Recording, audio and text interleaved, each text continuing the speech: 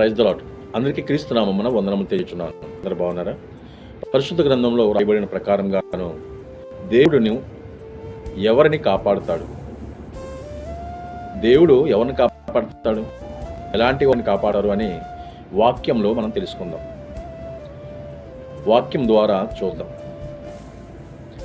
ఆయనను ఆశ్రయించు వారిని కాపాడుతాడు. కీర్తనల గ్రంథము 5వ దావీదు కీర్తన 11వ చరణంలో రాయబడింది. విశ్వాసులను కాపాడుతారు. కీర్తనల గ్రంథము 31వ దావీదు కీర్తన 23వ చరణంలో రాయబడింది. భక్తుల ప్రాణమును కాపాడుతాడు. కీర్తన 97వ దావీదు కీర్తనలో 10వ చరణంలో రాయబడింది. సాధువులను కాపాడుతాడు.